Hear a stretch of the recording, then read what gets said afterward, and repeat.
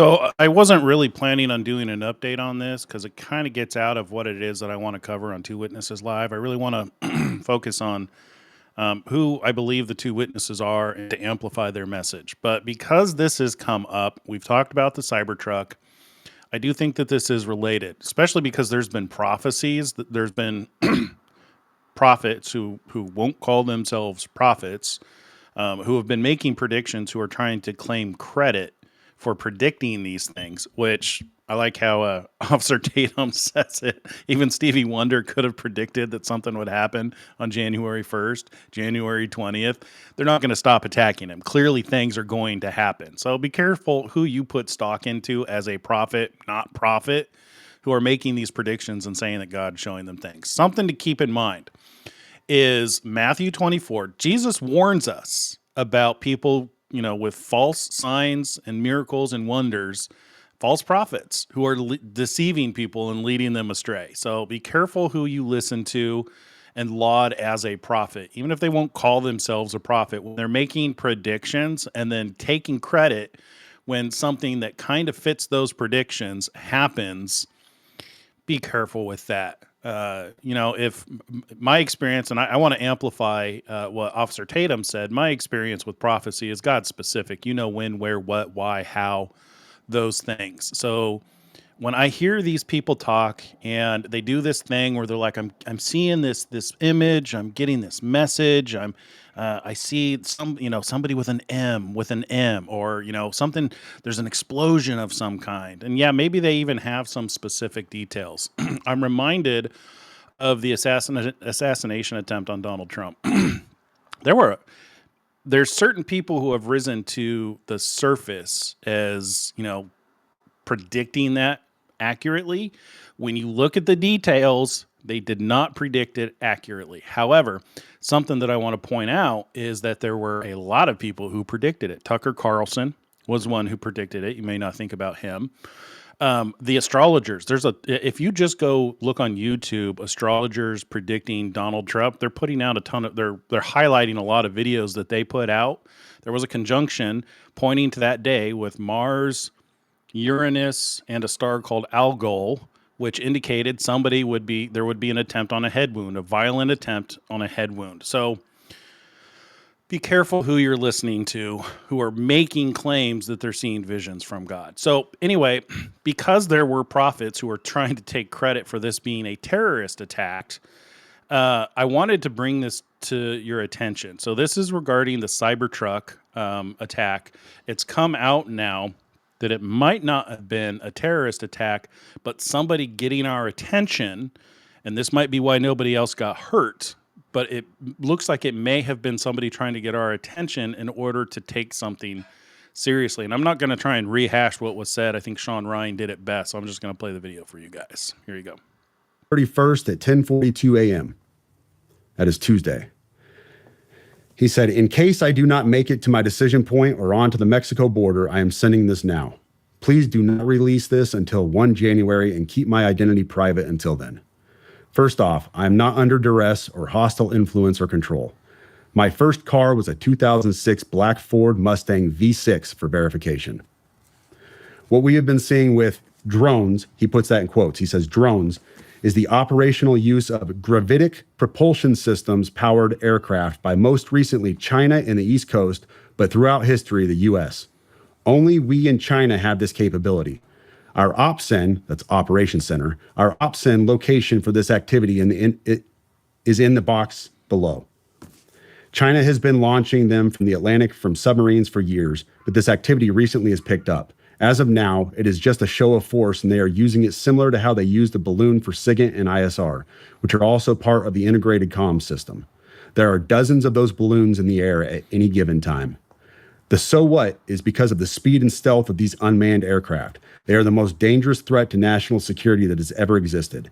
They basically have an unlimited payload capacity and can park it over the White House if they wanted. It's checkmate.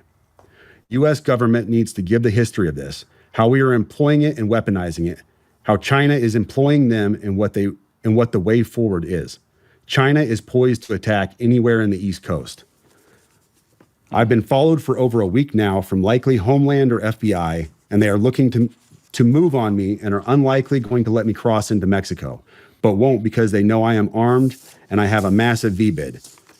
Let me pause right there for a second. So he says a massive VBID. When I was talking to the FBI yesterday, they didn't know what a VBID was. I had to explain what that acronym meant, literally. You fucking serious? Dead serious. I said it twice and he goes, "You said that word VBID. Can you tell me what that is?" For your audience, a VBID, for your audience who has not been in the GWAT for the last 20 years, a VBID is a vehicle-borne improvised explosive device. In layman's terms, a car bomb, what we saw at Trump Tower. So, backing up, he says, "I am armed and have a massive VBID. I've been trying to maintain a very visible profile and have kept my phone, and they are definitely digitally tracking me." Here's where it gets into the other stuff. And this is where we had to redact the names. Well, your producer redacted the names. "I have knowledge of this program and also war crimes that were covered up during airstrikes in Nimruz province, Afghanistan in 2019 by the admin, DOD, DEA, and CIA. I conducted targeting for these strikes of over 125 buildings. 65 were struck because of civcas, that's civilian casualties, that killed hundreds of civilians in a single day. U.S. FORA continued strikes after spotting civilians on initial ISR. It was supposed to take 6 minutes and scramble all aircraft in CENTCOM. The UN basically called these war crimes, but the administration made them disappear. I was part of that cover-up with U.S. FORA, an agent, redacted, of the DEA. So I don't know if my abduction attempt is related to either. I worked with, redacted, IO staff on this as well as the response to Bala Murghab. Redacted commander at the time, redacted, can validate this. You need to elevate this to the media so we avoid a world war because this is a mutually assured destruction situation." Then he says, "For vetting, my LinkedIn is Matt Berg or Matthew Livelsberger, an active duty 18 Zulu out of 110, that's 1st Battalion, 10th Special Forces Group. My profile is public. I have an active TSSCI with UAP, USAP access." What is USAP? Do you know what that is? I don't know what that is. But I checked his credentials on LinkedIn. So that was the first thing I did. I went to his LinkedIn page. First thing I noticed was all of his bona fides were in place. He has all the UAS training from USASOC and everything else. And so I said, okay, at least the guy knows what he's talking about with drones. That was a very rough dig into the guy. But my issue was I couldn't validate or verify any of this information. And I told him that. And how I responded to him was in a subsequent email. I said, "This is how to get." All right. So if you want, I recommend going and watching that entire episode. You can see it here. I'll put a link in the description. So this is the Sean Ryan show from earlier today, just a couple hours ago.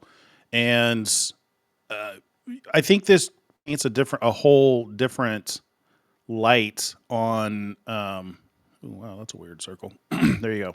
This just kind of changes that attack. Some of the thing I'm kind of thinking back about some of the things that I said, and even what Elon said about the knucklehead choosing. Maybe he intentionally chose that truck, knowing that it would draw attention and not actually cause damage. He may have known what he was doing. There's speculation. If you watch that show, there's speculation he may not have actually even been in the vehicle. It may have been someone else. Honestly, I don't know about any of that stuff. I just wanted to bring this to your attention because what he is saying is very interesting. He's saying that there is propulsion. There's a new gravitational type of propulsion that allows drones to stay in the air indefinitely. As a drone pilot, racing drone pilot, we have a very short period of time in which we can race those drones. The drones I fly have a 3 to 5 minute air time. A DJI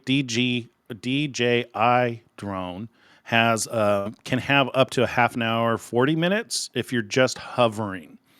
So, and I know that the U.S. drones that actually have the wings, because they can glide, they can get a much, much longer flight time. But to have a drone that can perform like my drones with the crazy change of directions and the speeds, even just the civilian technology. I fly it at 150, 170 miles an hour. I mean, they're crazy fast, you guys, really, really fast. To have that kind of technology with some kind of a propulsion system that can keep it in the air potentially indefinitely, if it's just some kind of a gravitational propulsion, Dude, that is game changing, and that's what he's drawing attention to.